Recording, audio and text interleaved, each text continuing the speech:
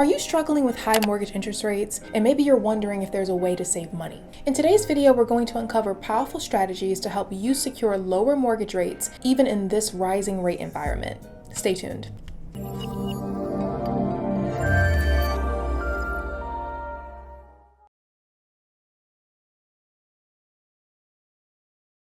Hello everyone, welcome back to my channel. If you're new here, my name is Audrey Rozier.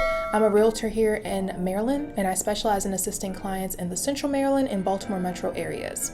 In today's video, I'm actually going to be discussing interest rates, which have been a very hot topic since they've risen a bit recently from where they were, the last couple years. I know a lot of people in the market today want to obtain the lowest rate possible. So in this video, I'm going to be exploring some various strategies to help you achieve just that. Make sure to hit that like button and subscribe to my channel for more real estate insight and information. Now on to the video.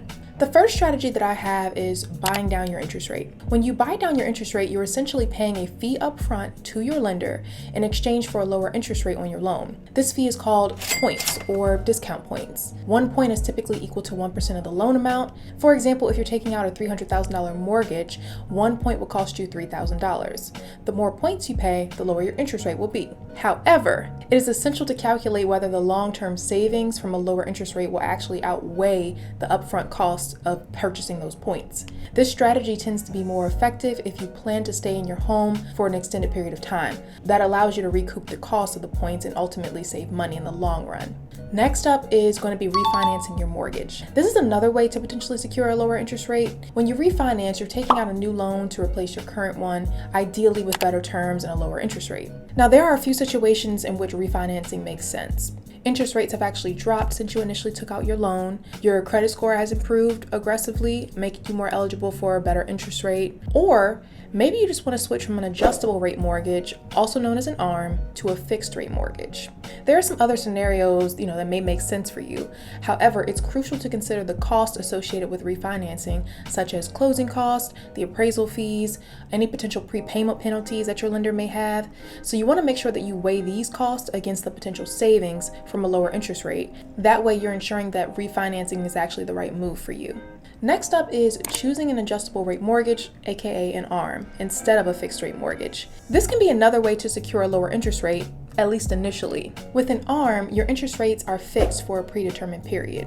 For example, that could be for 5 years, 7 years, or even 10 years, and then it adjusts periodically based on market conditions. The initial interest rate for an ARM is often lower than the rate for a fixed mortgage in today's rates. Now, this can be a cost-effective solution if you plan to move or refinance before the fixed rate period ends. However, it can also be very risky. Your interest rate may increase significantly after the initial period, leading to higher monthly payments. So make sure you're considering future plans and financial stability before opting in for an ARM. Next up is improve your credit score. Your credit score has a significant impact on the interest rates that you're offered by lenders. Higher credit scores signal to lenders that you're actually a lower risk borrower, which can result in a better interest rate. Here are some steps that you can take to improve your credit score. Number 1, pay your bills on time. Your payment history is your most significant factor in your credit score, so consistently making on-time payments is crucial.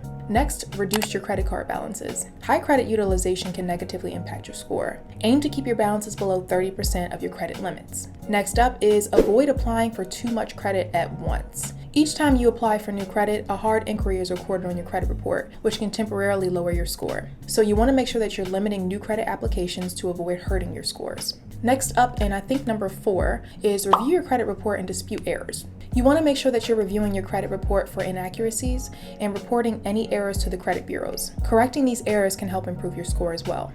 Taking these steps can increase your credit score, therefore giving you a better chance of qualifying for lower rates on your mortgage loan, as well as credit cards, and really any other type of loan. Next up is shopping around for the best rate.